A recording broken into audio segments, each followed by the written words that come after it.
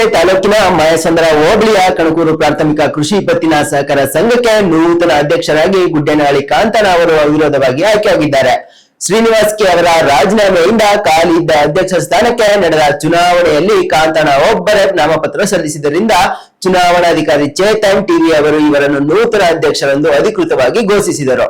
ಈ ವೇಳೆ ಮಾತನಾಡಿದ ಕಾಂತಣ್ಣ ಅವರು ಸಹಕರಿಸಿದ ಎಲ್ಲ 12 ನಿರ್ದೇಶಕರಿಗೂ ಧನ್ಯವಾದ ತಿಳಿಸುತ್ತಾ ಸಂಘದ ವ್ಯಾಪ್ತಿಯ ಪ್ರತಿಯೊಬ್ಬ ರೈತರಿಗೂ ಸರ್ಕಾರದ ಸೌಲಭ್ಯಗಳನ್ನು ತಲುಪಿಸಿ ಸಂಘದ ಅಭಿವೃದ್ಧಿಗೆ ಶ್ರಮಿಸುವುದಾಗಿ ಭರವಸೆ ನೀಡಿದರು. ಆಯ್ಕೆ ಪ್ರಕಟವಾಗುತ್ತಿದ್ದಂತೆ ಬೆಂಬಲಿಗರು ಪಟಾಕಿ ಸಿಡಿಸಿ ಸಿಹಿ ಹಂಚಿ ಸಂಭ್ರಮಿಸಿದರೆ ಡಿಸಿಸಿ ಬ್ಯಾಂಕ್ ನಿರ್ದೇಶಕರಾದ ಸಿದ್ದಲಿಂಗಪ್ಪ, ಉಪಾಧ್ಯಕ್ಷ ಅಂದಾನಿಗೌಡ ಸೇರಿದಂತೆ ಹಲವು ಜನಪ್ರತಿನಿಧಿಗಳು, ಆಡಳಿತ ಮಂಡಳಿ ಸದಸ್ಯರು ನೂತನ ಅಧ್ಯಕ್ಷರಿಗೆ ಶುಭ ಹಾರೈಸಿದರು. ಸೊಸೈಟಿದು ಸ್ವಲ್ಪ ಹಿನ್ನಡೆ ಇತ್ತು. ಈಗೆಲ್ಲ ನಮ್ಮ ಮಾಜಿ ಅಧ್ಯಕ್ಷರು ಸೀನಣ್ಣವರು ಅಧ್ಯಕ್ಷತೆಯಿಂದ ಎಲ್ಲವನ್ನು ಉಸ್ಲು ಮಾಡಿದ್ದೀವಿ. ಒಂದು 50%, ಇನ್ನೊಂದು 50% ಉಸ್ಲು ಮಾಡಿದ ಇದು ಮಾಡಬೇಕಾಗಿರೋದೈತೆ. ಮುಂಚೆ ಅದನ್ನೆಲ್ಲ ಸರಿಪಡಿಸ್ಕೊಂಡು ಮಾಡ್ತೀವಿ.